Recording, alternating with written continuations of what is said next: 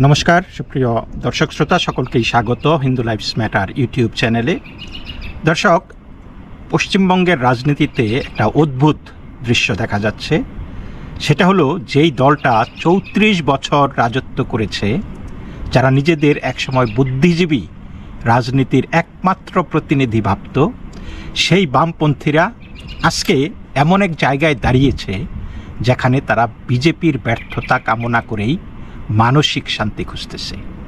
They R রুটিং for বিজেপিস failure.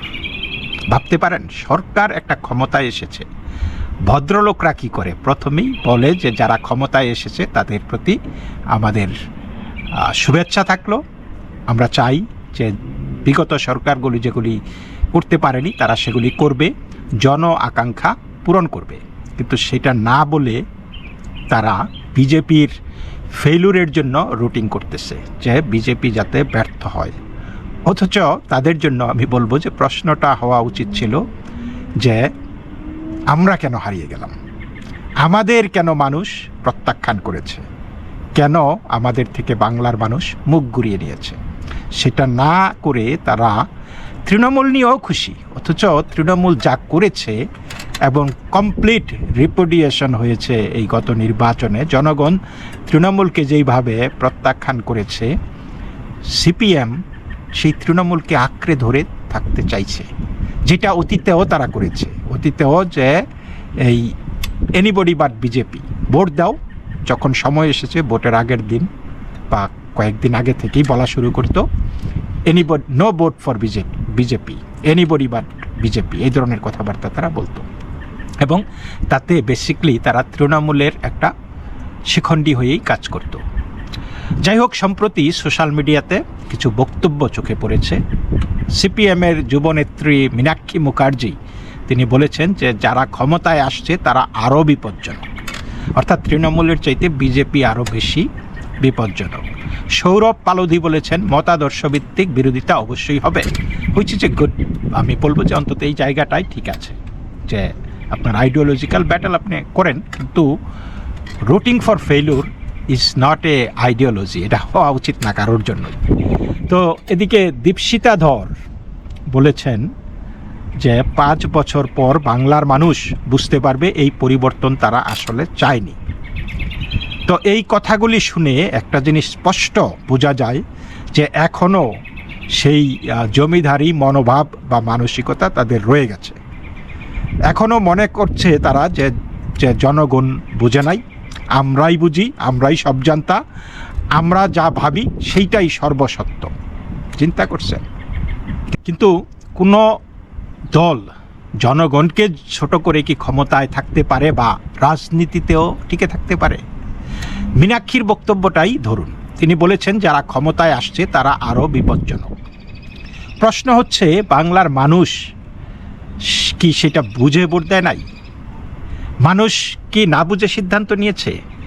তো মানুষের এই সিদ্ধান্তের মর্যাদাটা তারা কোথায় দিল?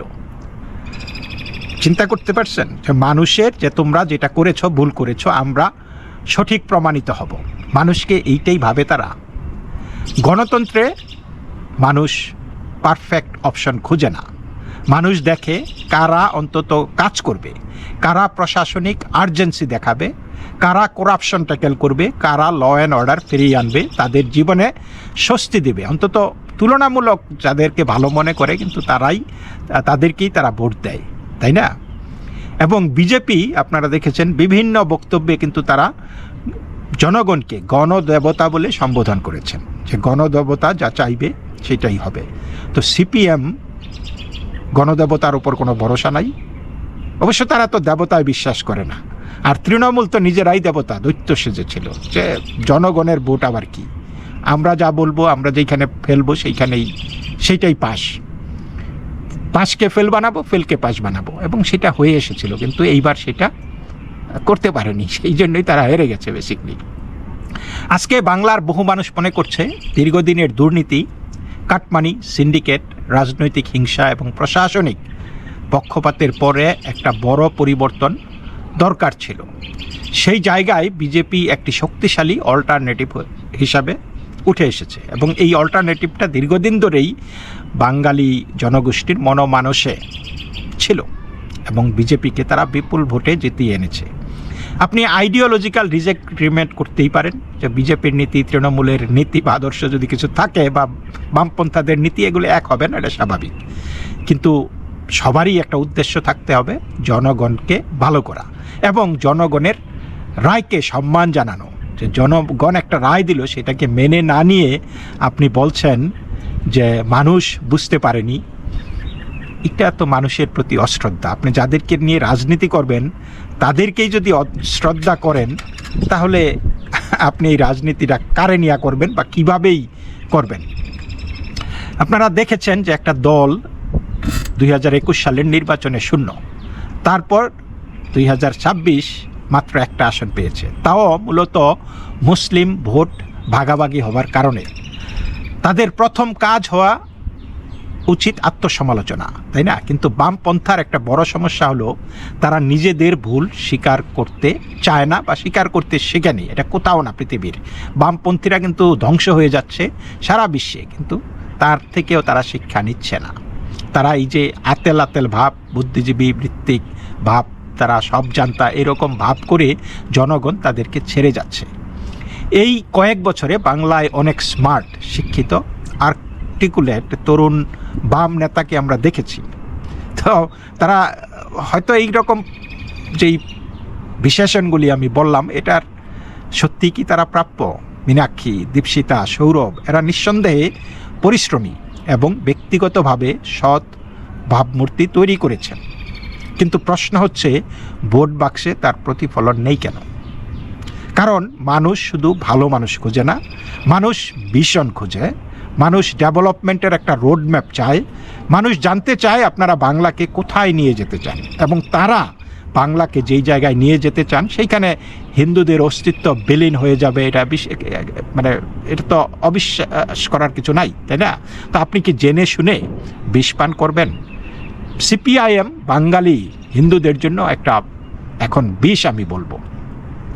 বামেদের বক্তব্য শুনলে আজকে মনে হয় যে তারা শুধু রিঅ্যাকশনারি পলিটিক্স করতেছে, বিজেপি খারাপ, তৃণমূলও খারাপ, তবে তুলনামূলকভাবে ভালো। ঠিক আছে, কিন্তু আপনারা কি করবেন? শিল্প কোথায়? কর্মসংস্থান কোথায়? শিক্ষার নতুন ভিশন কোথায় আপনাদের? প্রযুক্তি, ইনফ্রাস্ট্রাকচার, ইনভেস্টমেন্ট, এই নিয়ে আপনাদের কনক্রিট একটা রোডম্যাপ থাকা দরকার, সেটা কোথায়? এবং এই জায়গাতেই বিজেপির ন্যারেটিভটা এগিয়েছে। সরকার গঠনের এক সপ্তাহের মধ্যেই আপনি দেখেন বিজেপি সীমান্তে বেড়া দেওয়া থেকে শুরু করিয়া মানে বিভিন্ন কেন্দ্রীয় প্রকল্প চালু, রেল প্রকল্প, মহিলাদের জন্য ভাতা, সরকারি বাসে মহিলাদের ফ্রি যাতায়াত, তারপরে WBCS পরীক্ষা চালু, দুর্নীতির তদন্ত, এবং এই যে আবার আজকে শুনলাম শুভেন্দু বলেছে যে আমি আর জানতে চাই না যে পুলিশ কোথাও গিয়ে মার খেয়ে এসেছে। এগুলি একটা মেসেজ, সিম্বলিজম। হ্যাঁ, রাতারাতি অনেক কিছু পরিবর্তন করা যাবে না, কিন্তু একটা মেসেজ দেওয়া যাবে, এবং সেই ন্যারেটিভটা, অ্যাগ্রেসিভ গভর্নেন্সের যে ন্যারেটিভটা, সেটা বিজেপি দিতে পেরেছে। মানুষ খুশি। মানুষ এখন কাজের পারসেপশনটা দেখতে যাচ্ছে। রাইট বা লেফট হয়েছে পরে, এইখানেই বামেরা আটকে গেছে। তারা পুরনো আইডিওলজিক্যাল সেই ইয়ের আর কি মোড়ক থেকে, সেই শেল থেকে তারা এখনও ওই খোলস থেকে, ডিমের খোলস আছে না, সেইটা থেকে এখনও বের হতে পারে নাই। সবচেয়ে বড় কন্ট্রাডিকশনটা কোথায় জানেন? এখন সিপিএমের ভিতরেই আলোচনা হচ্ছে ধর্ম নিয়ে কি ভাবা যায়, কি স্ট্যান্স নেওয়া যায়। ধর্মকে পুরো রিজেক্ট করবে নাকি হিন্দু সেন্টিমেন্টকে অ্যাকোমোডেট করবে? তারা কিন্তু এটা ভাবতেছে যে এটা তো এইভাবে ধর্মহীন দল, ধর্ম ছাড়া কি আমরা জিততে পারবো? এক পক্ষ বলতেছে যে ধর্মকে আঁকড়ে ধরো, আরেক পক্ষ বলতেছে ধর্ম ছুঁড়ে ফেলো, মানে বা কোনো একটা অ্যাকোমোডেশনের একটা জায়গা খুঁজতেছে। অথচ আমরা দেখেছি যে তাদের এই এখন তারা ধর্মের আলোচনা করতেছে, কিন্তু যখন তারা ইসলামিক অ্যাপিজমেন্ট করেছে দিনের পর দিন দ্বিধাহীনভাবে, সেইখানে কিন্তু কোনো দিন বলে নাই যে কেন আমরা ধর্মের মানে ধর্ম নিয়ে রাজনীতি করি। সিপিএম তো সবচাইতে ধর্মবাজ, সবচাইতে বেশি ধর্ম নিয়ে রাজনীতি করেছে। তাদের কর্মী হিন্দু কর্মী মারা গেলে বলেছে সাধারণ মানুষ মারা গেছে, আর রহিম বা করিমরা মারা গেলে বলেছে যে আমাদের নেতা নেত্রীরা মারা গেছে, মারাও কাটো, প্রতিবাদ চালাও, তো হিন্দুরা মারা গেলে সেইখানে যে একটু একটু হবেই, সেটা একটা সহনশীলতার বার্তা, শান্তির বার্তা তারা দিয়েছে। কি জঘন্য, কী রকম অ্যাপিজমেন্ট তারা দুধেল গাই দিয়ে করেছিল। দশকের পর দশক বাংলায় মাইনরিটি ভোট ব্যাংক পলিটিক্স করতে গিয়ে মেজরিটি হিন্দু সমাজের সাংস্কৃতিক যেই অনুভূতি, সেটাকে তারা অবজ্ঞা করেছে, সেটাকে তারা বুঝতে চায়নি, বরং অনেক সময় তিরস্কার করেছে, রিডিকিউল করেছে, অনেক সময় ঠাট্টা মস্করা করেছে হিন্দুত্ব নিয়ে। দুর্গাপূজা, রামনবমী, হিন্দু সিম্বলিজম সব কিছুকে একটা একটা ডিসমিসিভ অ্যাটিটিউড নিয়ে তারা চিন্তা করেছে। তারপর যখন বাংলার সমাজ বদলাতে শুরু করলো, তারপরে পোলারাইজেশন বাড়লো, তখন তারা বুঝতেই পারলো না যে ভারতের মানসিকতা পাল্টে গেছে। আজকের ভারত 90-এর দশকের ভারত না। আজকের আইডেন্টিটি পলিটিক্সটা খুবই বাস্তব। রিলিজিয়ন, সিভিলাইজেশন, ন্যাশনালিজম এগুলি ভোটের কেন্দ্রে। ধর্ম, সভ্যতা, দেশপ্রেম, জাতীয় অখণ্ডতা এগুলি ভারতীয় ইলেকটোরেটের মিথের মধ্যে ঢুকে গেছে। ওকে, এগুলি তাদের ন্যাশনাল আইডেন্টিটি হয়ে দাঁড়িয়েছে। অথচ সিপিএম সেই pan Islamic, I wouldn't say pan Islamic, pan communism world আর কি, সেটা নিয়ে তারা ভেবে রয়েছে, একটা বৈশ্বিক রাষ্ট্রের একটা অংশ হতে চেয়েছে। অথচ মানুষ তারা ভারতকেই বেছে নিয়েছে, ভারত মাতাকেই বেছে নিয়েছে। তো এটা ঠিক কি ব্যাঠিক সেটা নিয়ে বিতর্ক আলাদা, কিন্তু বাস্তবতাকে অস্বীকার করলে রাজনীতি করা যায় না। এখনও যদি কেউ প্রশ্ন করে চীন ভারত আক্রমণ করলে আপনি ভারতের পাশে থাকবেন তো, আর তার উত্তরও যদি স্পষ্ট হ্যাঁ না আসে, তাহলে সাধারণ মানুষ কি ভাববে? সাধারণ মানুষ এখন চালাক, সাধারণ আর না। তারা বুঝবে যদি চীন ভারতকে আক্রমণের প্রসঙ্গ আসে আর আপনি আমতা আমতা করেন, তাহলে ভাবতে হবে আপনার লয়ালটি কোথায়। আপনি এখনও কলকাতার রাস্তায় দাঁড়িয়ে প্যালেস্টাইন নিয়ে উচ্চবাচ্য করেন, কিন্তু বাংলাদেশে হিন্দুরা মারা যাচ্ছে, হিন্দুদের খুন হচ্ছে, ধর্ষণ হচ্ছে, ঘরবাড়ি লুটপাট হচ্ছে, জমি বেদখল হচ্ছে, সেইটা নিয়ে আপনার কোনো ভ্রুক্ষেপ নাই, আপনি কোনো কথা বলছেন না। আর যারা কথা বলছে তাদেরকে আপনি সাম্প্রদায়িক বলছেন, উগ্র হিন্দুত্ববাদী বলছেন, তখন জনগণ বুঝে যায় আপনি কোথায় আছেন। আপনি ভারতের মাটিতে দাঁড়িয়ে যখন কাশ্মীরের স্বাধীনতা নিয়ে গলা ফাটান, তখন আপনি কোন মুখে এই ভারতবাসীর কাছেই ভোট চাইতে আসেন? তাদেরকে নিয়ে রাজনীতি করবেন আপনি কোন মুখে? কেন তারা আপনাদের পাশে দাঁড়াবে? এই বামেরা এখনো ভাবতেছে যে মানুষ তাদেরকে বোঝেনি। আসলে সত্যটা কিন্তু উল্টা। বামেরা মানুষকে বুঝতে পারেনি। এটা এমন না যে মানুষ বামেদেরকে বুঝে নাই, বামেরাই মানুষকে বুঝতে পারে নাই। বাংলার মানুষ 34 বছরের স্মৃতি ভুলে যায় নাই, এবং সেটা তারা তৃণমূলের মধ্যেও দেখেছে। তৃণমূল থেকে তো তৃণমূলের লোকজন তো আর বিজেপি থেকে গিয়ে হয় নাই, ওই বামেরাই সে তৃণমূলে যোগ দিয়েছে। সুতরাং সেই বামের ধারাবাহিকতা তো তৃণমূলের শাসনামলেও ছিল। Party cadre culture, political violence, institutional যেই ডিকে, যেই প্রতিষ্ঠানের যেই ধ্বংস, এই ফাউন্ডেশনের ওপরেই পরে তৃণমূলের সংস্কৃতি দাঁড়িয়েছিল, এবং সেটা বহু মানুষের এখনও মনে আছে। বুদ্ধবাবুর ইন্ডাস্ট্রিয়াল ভিশন এটা আলাদা ছিল, সেটা মানুষ এখনও মনে করে। তিনি শিক্ষিত ছিলেন, সৎ মানুষ ছিলেন, কিন্তু ব্রডার লেফট ইকোসিস্টেম কখনোই এই অনেস্টলি এই ইন্ট্রোস্পেকশন কখনো করেনি যে আমরা কোথায় ছিলাম, কোথায় এলাম, কোথায় যাব। আজও তাদের বক্তব্যে একটা মোরাল সুপিরিয়রিটি দেখা যায়। আমরা শিক্ষিত, আমরা সৎ, আমরা আইডিওলজিক্যাল, আমাদেরটাই সেরা, জনগণ ভুল, জনগণকে আমাদের পথ গ্রহণ করতে হবে, এরকম একটা এন্টাইটেলমেন্ট, একটা ভাবনা। কিন্তু মানুষ ভাবছে না না না, ট্রেন চলে গেছে, তোমাদের ট্রেন তোমাদের ছেড়েই ট্রেন চলে গেছে, আমরা নতুন ট্রেনে চড়ে বসেছি, এটা মেনে নাও। গণতন্ত্রে এই যে হিউম্যালিটিটা খুবই গুরুত্বপূর্ণ, আপনি নমনীয়তাটা খুবই গুরুত্বপূর্ণ। শূন্য থেকে শুরু করতে হলে আপনাকে আগে মাটিতে নামতে হবে। মানুষের ধর্মীয় অনুভূতি, কালচারাল আইডেন্টিটি, মানুষের ইচ্ছা আকাঙ্ক্ষা, এগুলোকে ইনসাল্ট করে না, বুঝে রাজনীতি করতে হয়।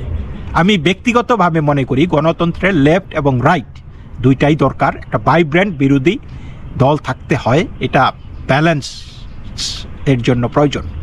কারণ আনচেকড যেই যদি ক্যাপিটালিজম যেমন বিপজ্জনক, তেমনি রিজিড আইডিওলজিক্যাল পলিটিক্স বা leftist propaganda, leftist ideology equally বিপজ্জনক। আমরা বিশ্বের বিভিন্ন জায়গায় দেখছি যে লেফটিস্টরা এখন সন্ত্রাসী হয়ে গেছে। তারা শান্তির বার্তা দিতে গিয়ে এখন তারা এটাতে আর বিশ্বাস করে না, এখন তারা মায়ের পিঠে বিশ্বাস করে, ধ্বংস, জ্বালাও পোড়াও এগুলিতে বিশ্বাস করতেছে। তো এখন এই ব্যালেন্সটাকে ফিরিয়ে আনার চেষ্টা করতে হবে, রিইনভেন্ট করতে হবে এই বামদেরকে, নিজেদেরকে। এই আউটডেটেড স্লোগানস এগুলি দিয়ে তাদের চলবে না। শুধু ফেসিবাদ আসছে, বিজেপি আরও খারাপ, 5 বছর পরে মানুষ বুঝবে এই পরিবর্তন চায় নাই, এগুলি আর চলবে না। আপনাকে বলতে হবে আপনার অল্টারনেটিভ ভিশনটা কী। আজ বিজেপিকে হারানোর জন্য আপনারা মরিয়া, আপনারা বলতেছেন বিজেপি ব্যর্থ মানে ভারত সফল বা পশ্চিমবঙ্গ সফল। এটা কি হয়? আপনি কি how can you root for a failure of a government? এটা কি ভাবা যায়? আপনারা কি কল্যাণ রাজনীতি করেন? আমার তো মনে হচ্ছে না। আপনারা এখনও ধ্বংসের রাজনীতি আঁকড়ে রয়েছেন যে বিজেপি ব্যর্থ হোক। বিজেপি ব্যর্থ হলে কি হবে? জনগণের দুঃখ দুর্দশা আসবে। আপনি যদি সেটাকে মেনে না নেন, তাহলে কার জন্য রাজনীতি করবেন? শুধুই কি পদের নেশা? তবে এই যে প্রার্থনা যে করতেছেন, এইটা আপনাকে বুঝতে হবে যে এই সব কারণেই বাংলার মানুষ আপনাদের ছেড়ে চলে গেছে। আরেকটা কথা, জনগণকে কখনো আন্ডার এস্টিমেট করবেন না। বাংলার মানুষ খুব ভালো করেই বোঝে তারা কি চায় আর কি চায় না, এবং তারা এইবার যেই বিজেপিকে ক্ষমতা এনেছে, তারা বুঝে শুনেই সিদ্ধান্ত নিয়েছে। এটা যত তাড়াতাড়ি এই বামেরা মেনে নেবে, হয়তো তাদের ফিরে আসার একটা পথ তৈরি হতে পারে। তো এই পর্যন্তই দর্শক, সকলেই ভালো থাকবেন। নমস্কার।